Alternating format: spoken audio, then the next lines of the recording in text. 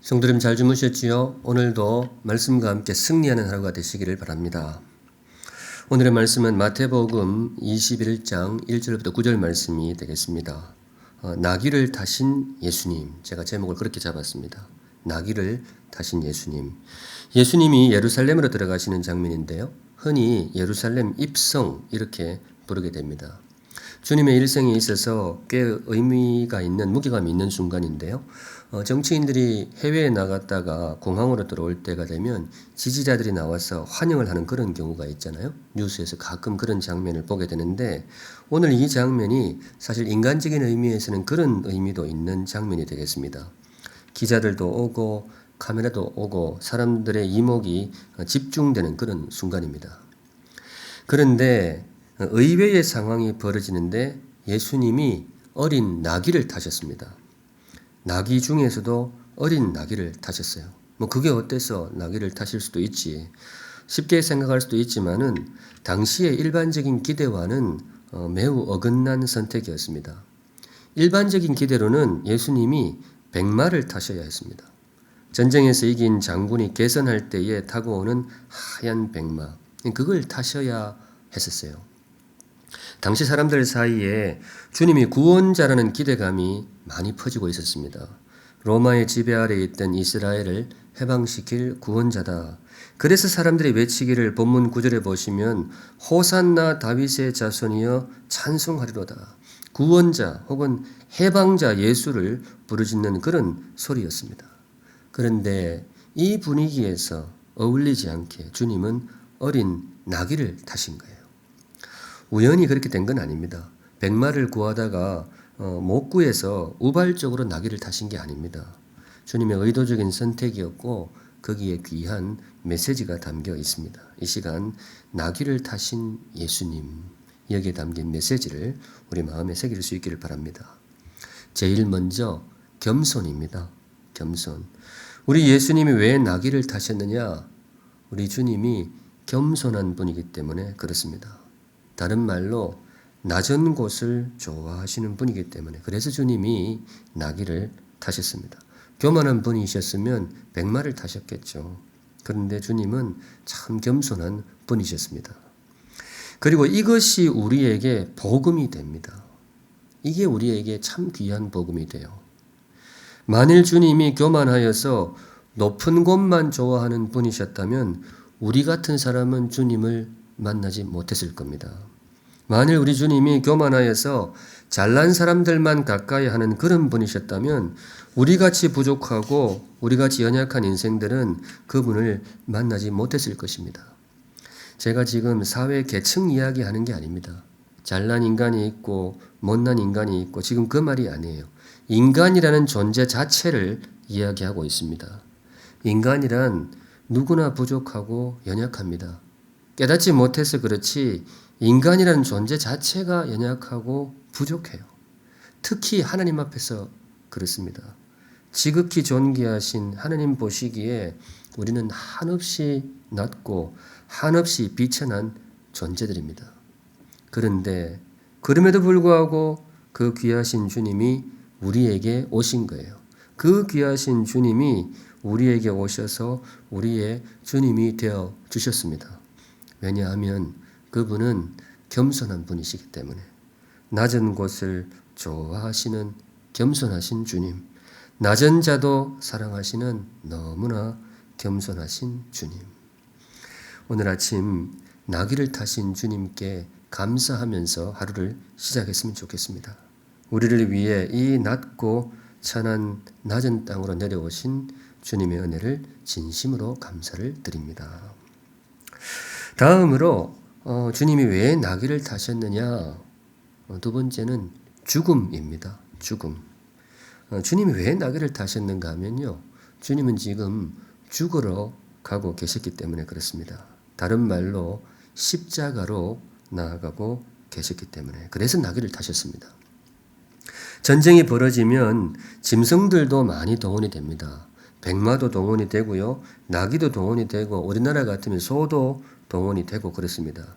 짐승마다 용도가 조금씩 다른데 백마가 전투용이었다면 나귀는 노역용이 되겠습니다. 백마를 탄 사람은 전투를 하게 되죠. 지휘를 하고. 그런데 나귀는 그런 용도가 아니고 짐을 날랐어요.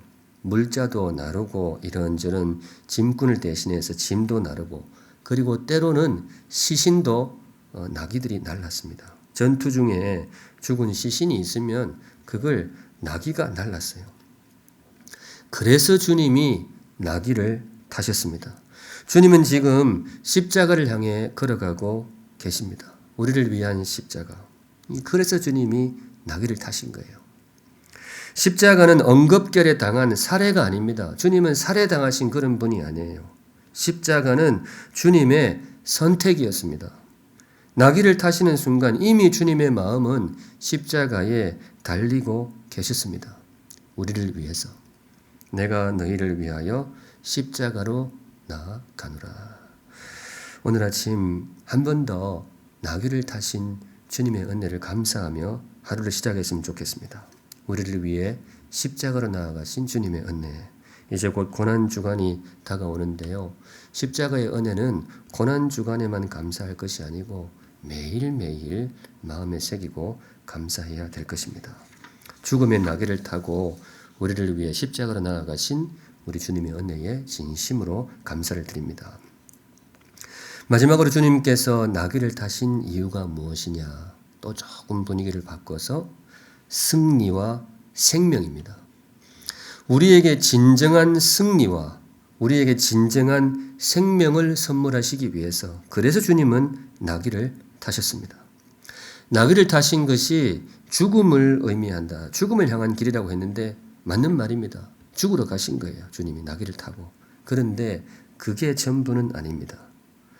죽음의 길이기도 했지만은 사실은 살리는 길이기도 했습니다. 주님은 십자가에서 죽으시지만은 주님의 죽으심을 통해서 우리를 살리는 길. 주님의 죽으심으로 우리에게 영원한 생명을 선물하시는 길. 그것이 바로 주님이 걸어가신 나귀의 길이었습니다.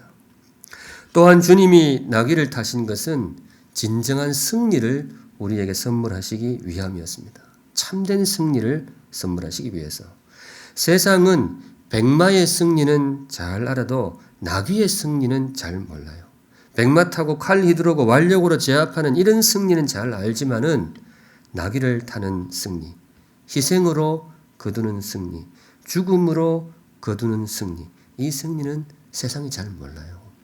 진실을 말하건대 진정한 승리는 백마보다 오히려 나귀에 있습니다.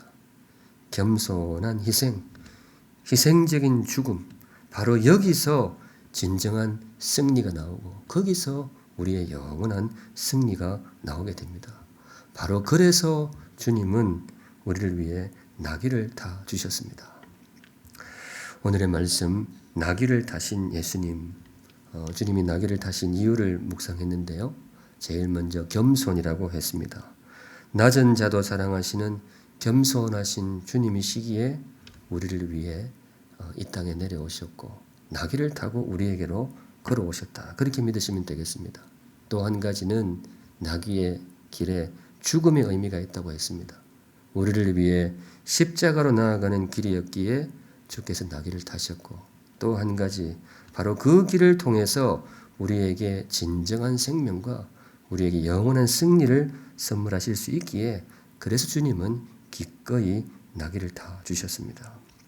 우리를 위해 나귀를 타 주신 주님의 은혜와 그분의 지혜에 마음 담아서 감사를 드립니다. 바라기는 우리도 그런 길을 걸어갈 수 있기를 바랍니다. 모두가 백마를 찾고 모두가 빛나는 자리를 찾지만은 주의 백성, 주의 제자로서 한 번쯤은 나귀를 탈 줄 아는 용기와 지혜가 우리에게 있기를 간절히 소망합니다. 바로 그 길에서 승리하신 주님을 만나게 될 것입니다. 오늘 하루도 승리하시고 건강하시기 바랍니다. 주여 우리를 긍휼히 여겨 주소서.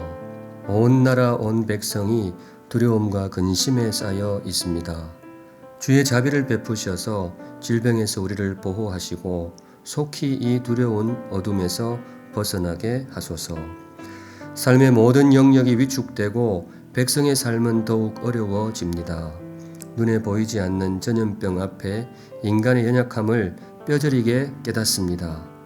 이 땅의 교만과 횡행하는 음란과 탐욕의 죄를 용서하시고 교회답지 못하고 성도답지 못했던 우리의 허물을 용서하소서.